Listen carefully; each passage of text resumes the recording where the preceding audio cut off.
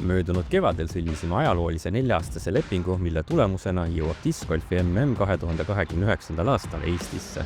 The most important news is that in 2029, Estonia will be hosting the PDGA Professional Disc Golf World Championship.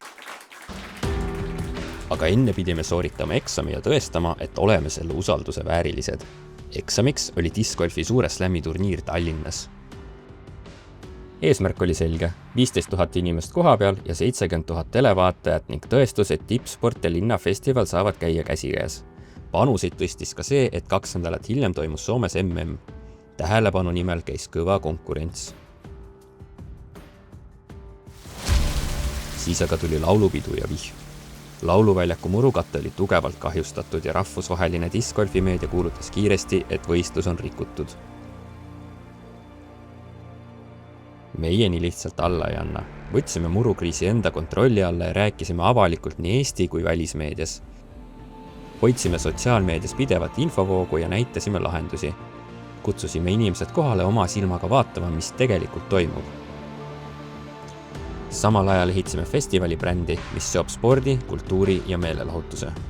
Tõime tagasi Be First podcasti, kus Sandra Raju, Albert Tamm ja Mattias Vutt rääkisid, mida me teeme ja kuhu liigume. Tegime tippmängijatele väljakutsuva treeningu, kus panime proovile nii painduvuse kui vastupidavuse. I'm going to Europe, Charlie! Tõime Eestisse ühe maailma populaarseima discgolfi podcasti saatejuhi ja muutsime ta brändisaadikuks. Yeah, we're about to go on a Old Town tour and have some kind of feast apparently. This is like tournament organized and spontaneously happening now. Viisime delegaadid ja mängijad Bastioni käikudesse ja Olde Hansasse, et näidata neile Eesti lugu ka väljaspool rada. Thank you everyone who makes this happen. You guys are all legends. I love every moment here. Trad Attacki sotsiaalmeedia üleskutset tõid kohale täiesti uut publikut. Ja saatsime Albert Tammega rajale ka Villem Trillemi. Mina olen Villem Trillem ja täna pühin ma roosta maha enda diskidelt. Et need, kes kohale ei saanud, ei jääks melust ilma, andsime iga päev välja lühivideo eelmise päeva tipphetkedest nii rajal kui festivali alal. Tehtud töö tõi tulemused. Täitsime eesmärgid.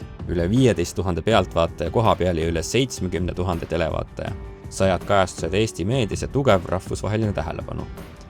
Tagasiside oli üdini positiivne ning kõlas ka hinnang, et meie korraldustase oli kõrgem kui 2 nädalat hiljem toimunud MM-il Soomes. Eksam sooritatud, me oleme valmis. Maailmameistrivõistlused 2029, me ootame sind.